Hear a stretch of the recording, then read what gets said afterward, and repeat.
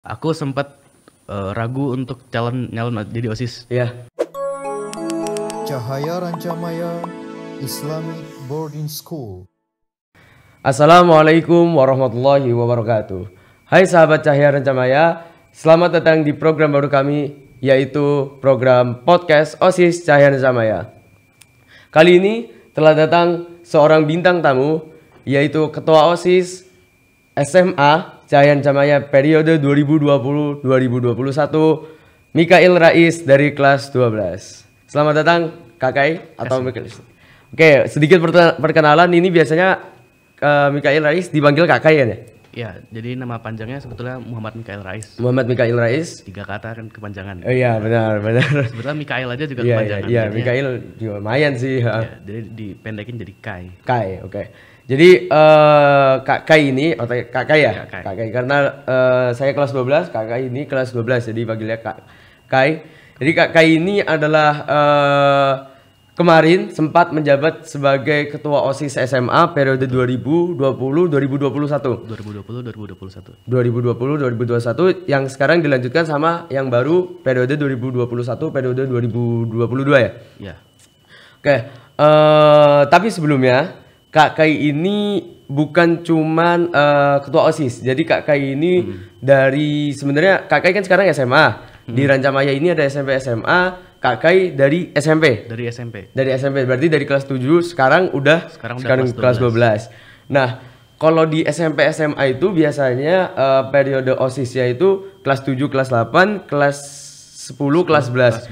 Dan hebatnya Kak Kai ini dia kelas 7, kelas 8, kelas 10, kelas 11 selalu menjabat menjadi anggota maupun ketua divisi maupun pengurus. Enggak. Kelas 8 aku nggak OSIS. Oh, kelas 8 nggak OSIS? Kelas 8 aku fokus Olim kemarin. Oh, Kakak anak Olim juga? Jadi sampai sekarang juga tetap Olim? Sampai sekarang masih Olim. Oh, jadi Kakak ini juga Olim juga barengan sama OSIS. Bareng OSIS. Oke, nanti kita akan tanya-tanya tentang hal itu, gimana cara bagi waktunya gimana.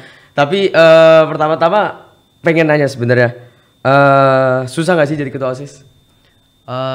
Dibilang susah, sebetulnya nggak terlalu susah kayak yang orang-orang bayangkan. Cuma nggak bisa juga dibilang mudah juga. Karena iya, benar sih.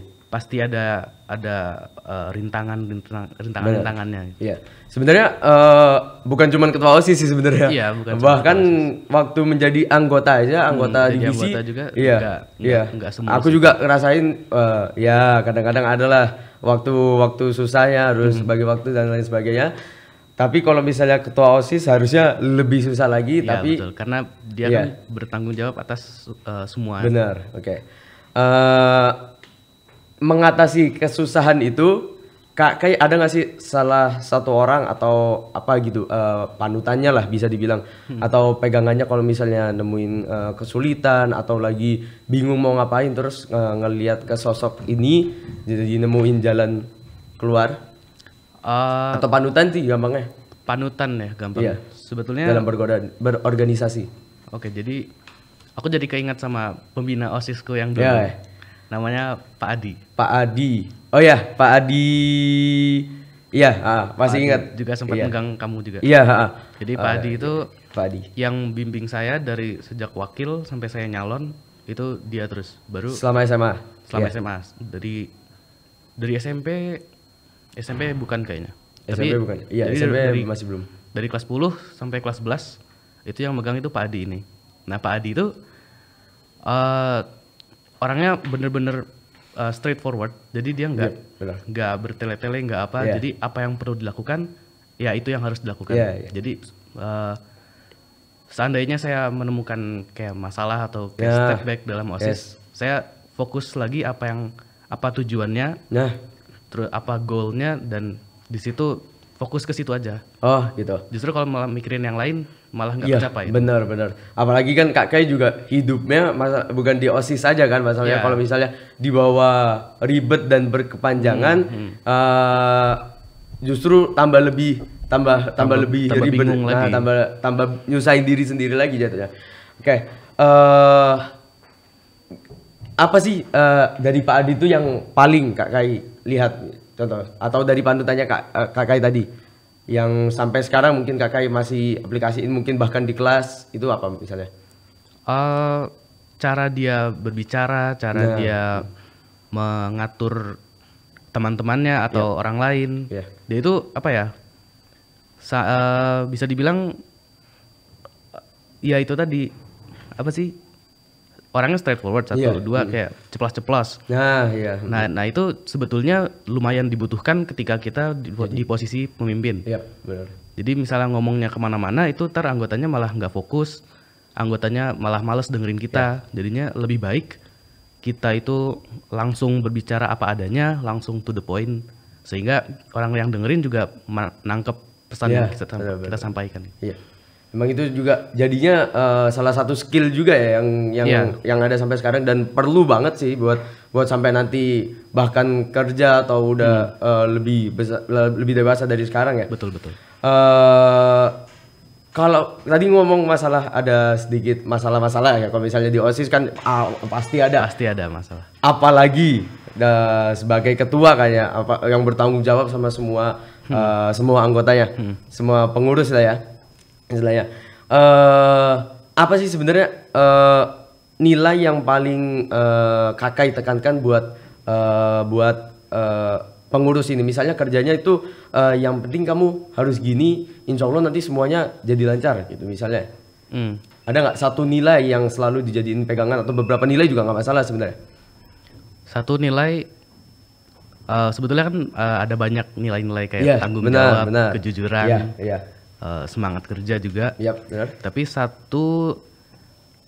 satu yang selalu aku pegang itu sebetulnya niat.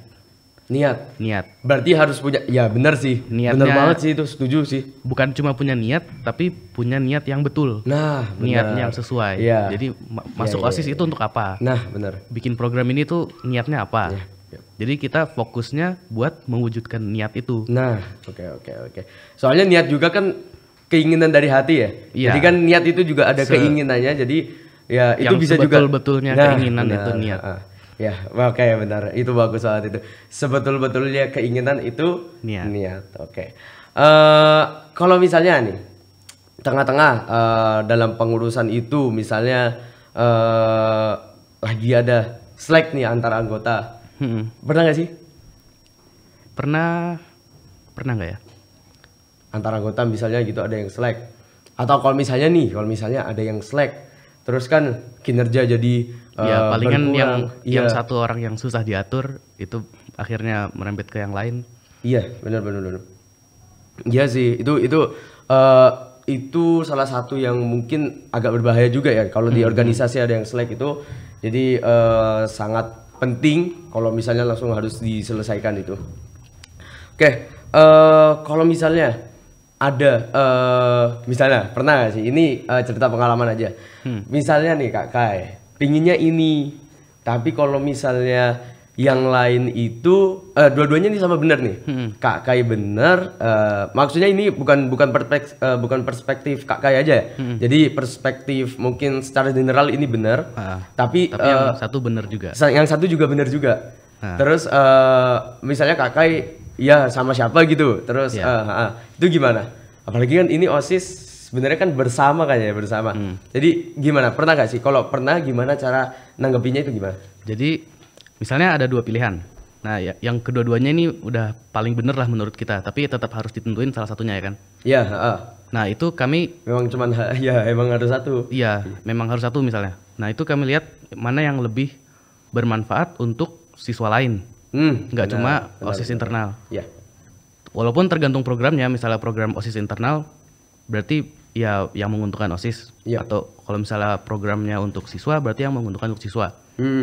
Nah yang mana yang lebih bermanfaat untuk siswa atau yang lebih memberikan kegunaan, misalnya siswa bisa ngapain dengan ini. Nah itu yang dipilih akhirnya. Berarti berdasarkan manfaatnya ya. Soalnya semua yang baik itu pasti ada manfaatnya, tapi manfaatnya juga harus memperhatikan lebih butuh yang mana sih manfaatnya. Lebih butuh yang mana kita. Oke. Jadi lebih mengedepankan manfaat yang lebih inilah ya yang lebih dibutuhkan pada saat ya, itu. Yang lebih dibutuhkan. Atau kalau misalnya memang nggak ketemu jalan keluarnya, ya kita kembali ke pembina OSIS. Iya. Memang hadirnya pembina OSIS itu emang kadang-kadang memang ngasih jalan tengahnya. Ya, betul. Karena pembina OSIS yang mengerti OSIS dan dia mengerti sekolah. Nah, benar banget. Jadi apa yang dibutuhkan OSIS tahu, apa yang dibutuhkan siswa, apa yang dibutuhkan sekolah. Oke.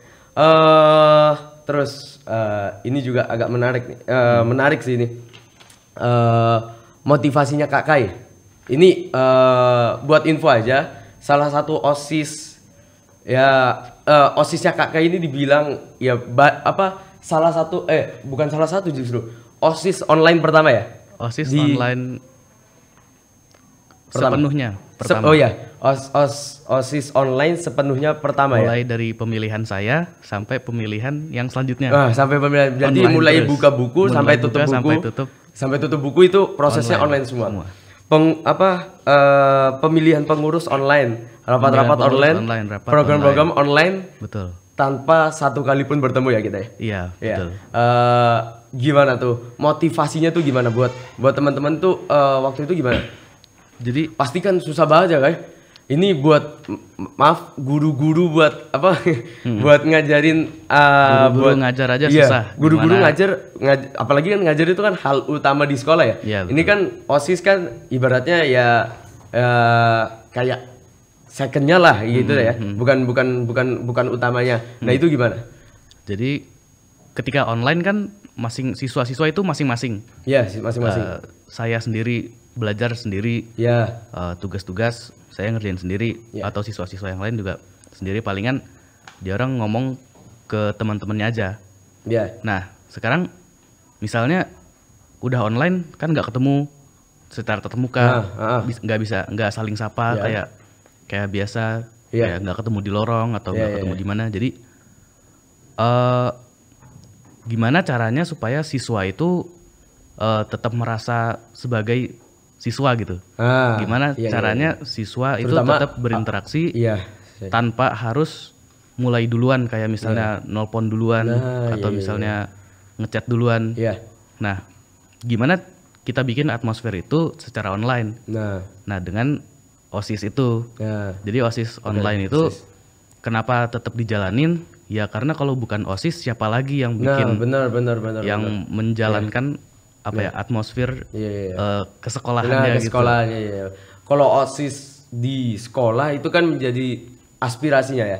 Aspirasi siswa-siswa, wadah buat siswa-siswa berkarya ya. Bisa dibilang gitu. OSIS di sekolah siswa bisa langsung datengin OSIS, ngomong. Kalau OSIS di rumah, OSIS harus terbuka, OSIS harus open up. Emang kuncinya itu emang harus terbuka ya. Supaya itu karya-karyanya anak-anak tetap jalan meskipun di rumah. Iya. Apalagi itu ada anak-anak baru ya, mungkin siswa baru kan, karena setiap tahun kan ada ini ya, setiap tahun ada angkatan baru. Angkatan baru itu penting juga untuk mengenal angkatan-angkatan di atasnya. Iya, benar. Nah, OSIS berusaha sebaik mungkin untuk memfasilitasi itu selama di rumah. Oke.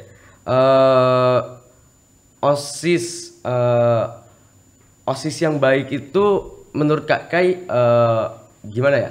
Aku ngomongnya yang selalu konsisten akan hal kecil, atau yang penting big target aja. Jadi ada yang langsung ngejarnya big target tapi beberapa kali, tapi yang ini satu lagi OSIS yang selalu konsisten akan target-target kecil, sehingga nanti tapi konsisten kayak setiap saat gitu bikin sesuatu yang baru gitu. Menurut Kak Kai lebih prefer yang mana? Kalau menurutku sih dua-duanya baik. Dua-duanya baik. Cuman kalau Kak Kai lebih prefer yang mana coba? Aku lebih prefer kalau itu digabungin. Jadi selain hal-hal kecil yang konsisten dan selain hal-hal besar yang terkadang-kadang akan sangat baik kalau kedua itu digabungin. Jadi sambil menjalankan yang kecil, menargetkan yang besar. Gitu. Karena kalau misalnya melakukan yang kecil-kecil terus, walaupun ada progres, walaupun berkembang, tapi kan biasanya orang-orang itu lihat hasil. Kebanyakan orang itu melihat hasil. yang melihat proses itu OSIS-nya aja, misalnya pengurusnya aja atau pembina aja. Nah, jadi itu bagus, hal-hal kecil yang konsisten itu bagus. Tapi kita juga sekali-kali harus untuk menargetkan yang besar. Benar. Nah, menargetkan yang besar terus-menerus itu juga kurang baik. Karena nanti bisa yang kecilnya jadi ketinggalan, yang targetnya juga ntar nggak tercapai. Nggak maksimal lah ya. Nggak maksimal. Jadi intinya mungkin ada rutinannya, tapi ada juga big targetnya ya, kayak gitu. Big target yang dicapai dengan rutinitas kecil. Nah, oke, I see. Oke, paham lah ya. Jadi cara Kakai, ini cara apa? Memastikan semua itu berhasil, target-targetnya itu berhasil semua gimana sih? Aku dulu waktu aku jadi ketua OSIS, biasanya target-target itu aku bagi-bagi. Jadi target yang besar, karena OSIS kan anggotanya banyak dong. Nah, sebisa mungkin kita maksimalkan anggota-anggota itu. Jadi ibaratnya mereka nggak diem lah. Mereka nggak diem. Walaupun mereka diem, ya kita gerakin. Oke. Nah, jadi tugas-tugas yang besar kita bagi-bagi.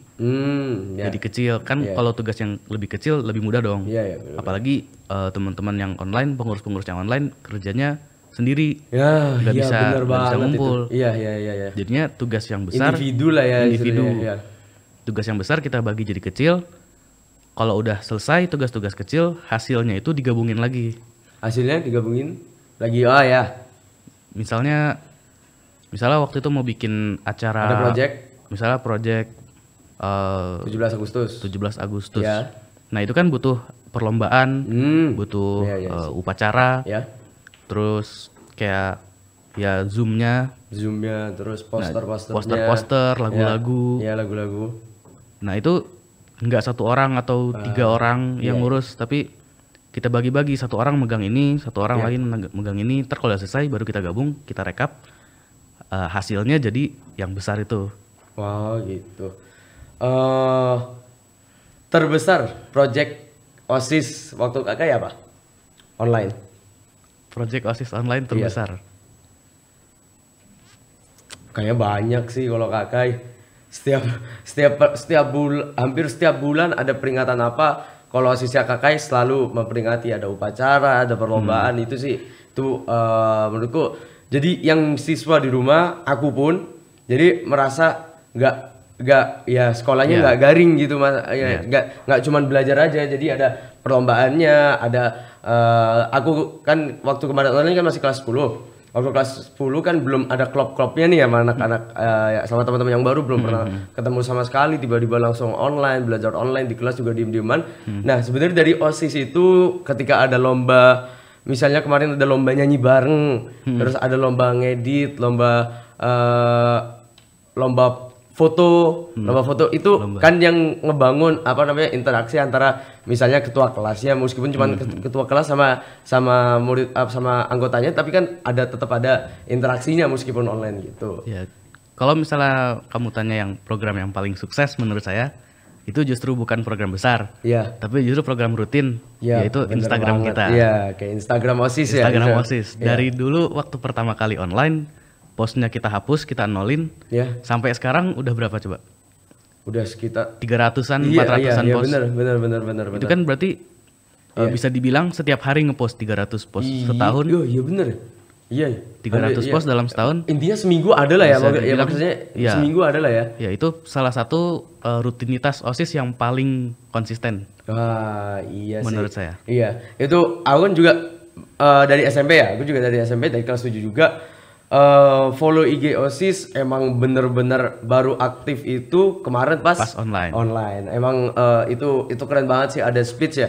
Ada speech, terus lomba-lomba juga diumumin di situ, lombanya juga pakai Instagram OSIS. Itu juga yang kemarin aku suka banget tuh yang Crash.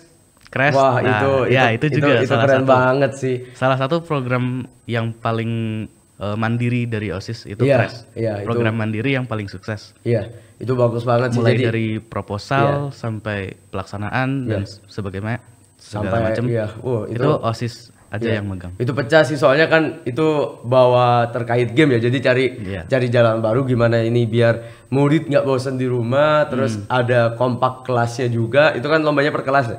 Lombanya per kelas itu wah itu pecah banget, seru banget. Pas juga itu acaranya sebelum ulangan. Jadi juga pas refreshing aja itu. Wah ulangan. itu keren banget pas kelas itu. Oke. Kakai. Ini personal. Buat Kakai.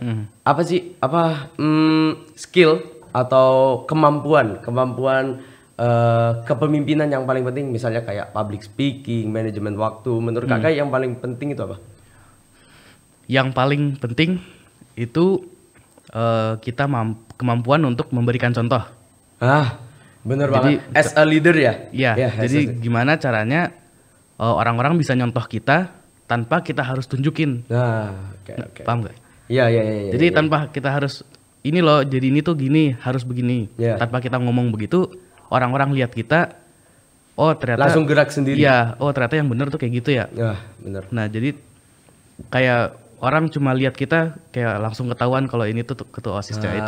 Itu yang sulit menurut saya tuh di situ. Memberi contoh itu emang sulit karena emang bener sih kata orang pemimpin sama bos itu beda. Pemimpin sama bos itu beda ya. Kalau bos kalau bos dia diem mengasih perintah, tapi kalau pemimpin dia ikut. Nah, dia turun, dia mengajak buat kerja bareng. Kalau misalnya ya memang nguli bareng, bukan cuman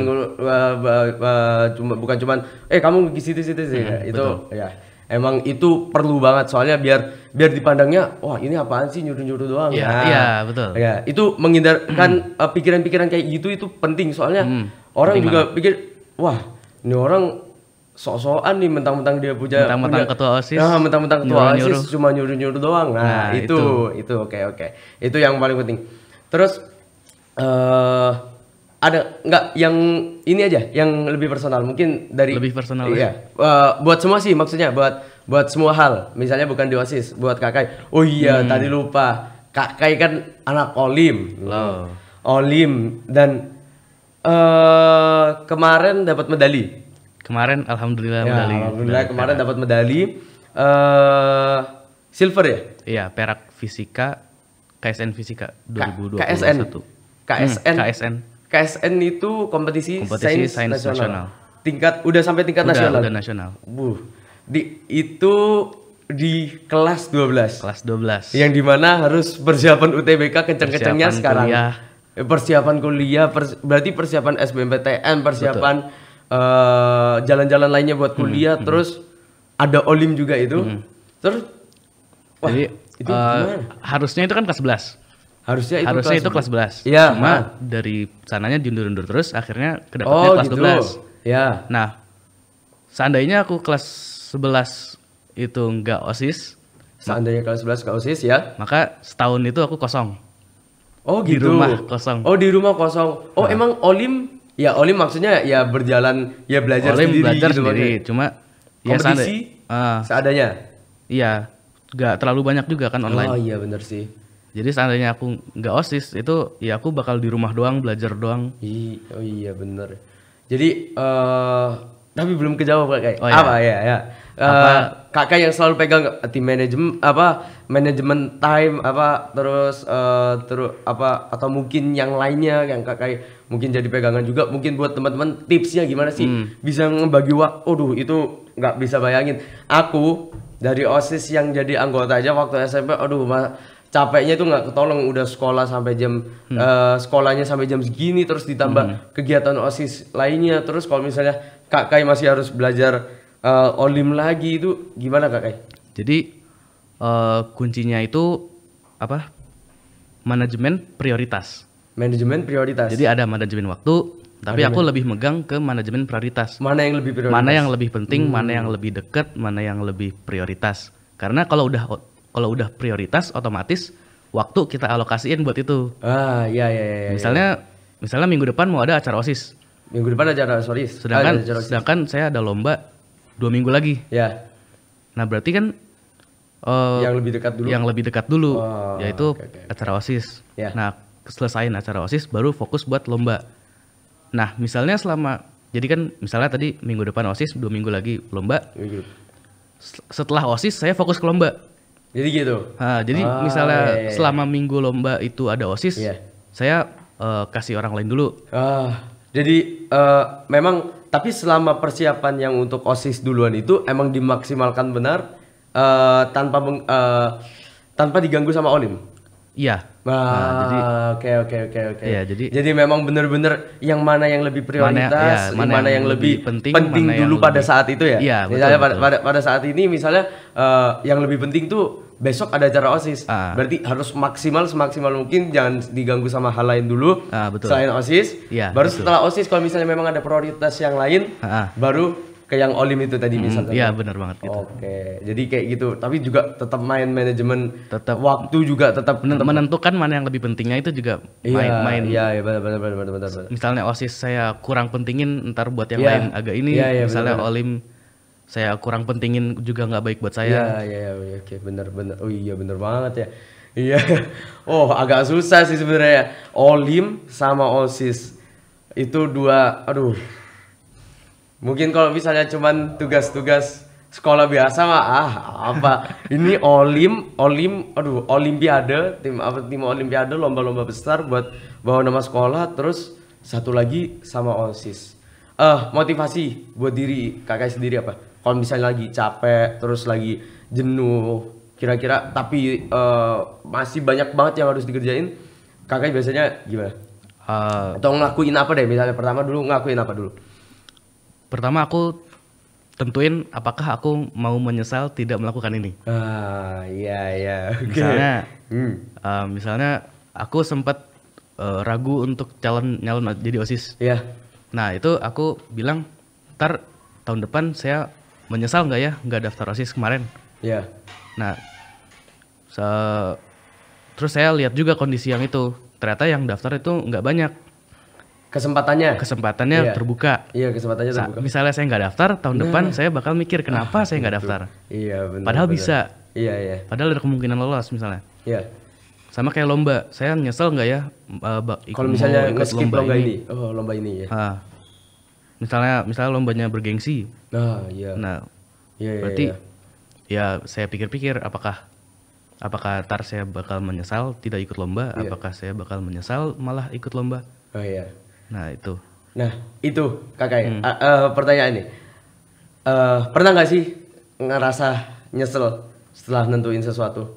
Misalnya kakak kemarin OSIS mutusin diri buat jadi ketua OSIS, atau misalnya dalam waktu mimpin OSIS ada keputusan yang rasanya aduh ini sebenarnya kalau misalnya kayak gini lebih bagus, tapi kenapa waktu itu jadinya kayak gini ya? Atau misalnya Olim, aduh ini sebenarnya kalau misalnya nggak ambil waktunya bisa dipakai yang lain, ini kesempatan juaranya lebih kecil nih gitu. Misalnya pernah nggak menyesali apa yang telah dilakukan?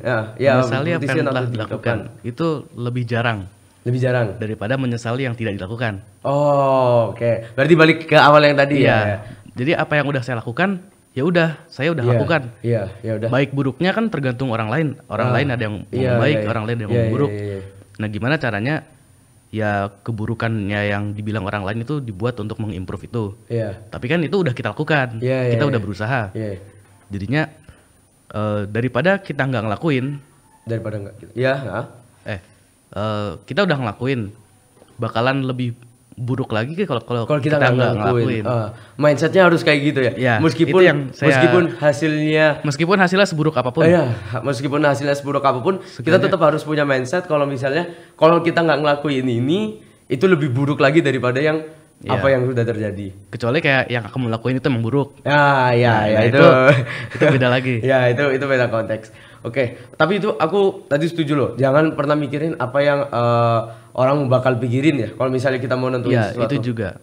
Yang penting kita udah kan ngomong OSIS ya. Yang penting kita berdiskusi sama OSIS, berdiskusi sama pembina OSIS, sama pihak-pihak yang terlibat juga kayak guru, kepala sekolah dan sebagainya. Karena mereka yang istilahnya lebih tahu. Iya, mereka yang tahu. Bukan penonton yang tahu. Bukan penonton. Iya, oke. Walaupun ya penonton itu penting. Iya, penonton itu pasti. Aspirasi siswa itu penting. Aspirasi. Apalagi kita kan OSIS organisasi siswa, Iya. Organisasi siswa intrasekolah dan di mana berarti siswa juga diprioritaskan di OSIS, tapi siswa punya suara benar. juga. Tapi ya nggak semuanya nggak semuanya betul. kita bisa ikutin dan nggak semuanya itu mungkin baik untuk dia, Iya. tapi bukan baik untuk sebagian besar yang lainnya.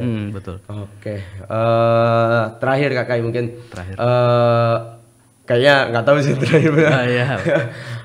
Tapi mungkin di penutup apa sih pesan Kakak buat OSIS yang baru setelah Kakak? Buat OSIS selanjutnya. Aku mau kamu lebih